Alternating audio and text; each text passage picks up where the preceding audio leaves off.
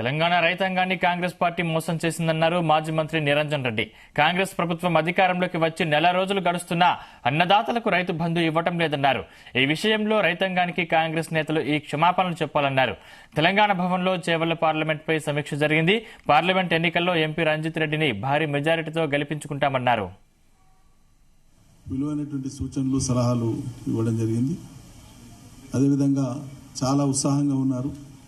వాళ్ళు చాలా సంతోషం ఏంటంటే ముక్తకంఠంగా ఈ సమీక్షలో పాల్గొన్నటువంటి వాళ్ళందరూ కూడా ఒకటి తమ పార్లమెంట్ పరిధిలో ఉండేటువంటి 7 అసెంబ్లీలలో 4 గెలవడం జరిగింది.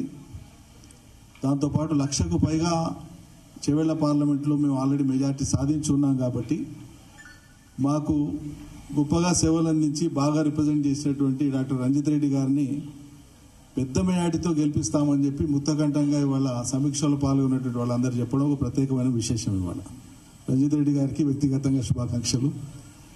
దాంతోపాటు పలు విలువైనటువంటి సూచనలు సలహాలు వాళ్ళు చేసినారు.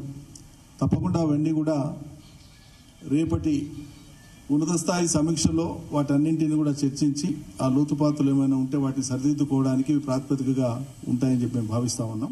రాబోయే ఎలక్షన్లో మొన్న అసెంబ్లీ ఎలక్షన్లో చేవెళ్ల పార్లమెంట్ కాన్స్టిట్యుయెన్సీలో కాంగ్రెస్ కంటే 1,00,000 ఓట్ల మెజార్టీ మనకుంది. మొత్తం బీఆర్ఎస్ పార్టీకి 7,08,000 వస్తే కాంగ్రెస్కి 6,07,000 మాత్రమే వచ్చినాయి. బీజేపీకి 3,35,000 మాత్రమే వచ్చినాయి. సో బీఆర్ఎస్కిను బీజేపీకి 22% డిఫరెన్స్ ఉంది. మాకు కాంగ్రెస్కి 6% డిఫరెన్స్ ఉంది. దీన్ని ఇంతకంటే మంచి ఎట్టి ఇంప్రూవ్ చేసుకోవాలి. మనం ఎట్లా బలోపేతం కావాలి, మన రాబోయే రోజుల్లో మన గలం ఏంది, మన తెలంగాణ వాదం ఏంది, పార్లమెంట్లో మా అందరినీ గెలిపించిన తర్వాత తెలంగాణ రాష్ట్రం గురించి గలమెత్తిన టీఆర్ఎస్ పార్టీ, ఇప్పుడు బీఆర్ఎస్ పార్టీ, మనం ఇంకా అదే కంటిన్యూ చేద్దాం. మన తెలంగాణ వాదమే మన ముఖ్య అంశం అని చెప్పి.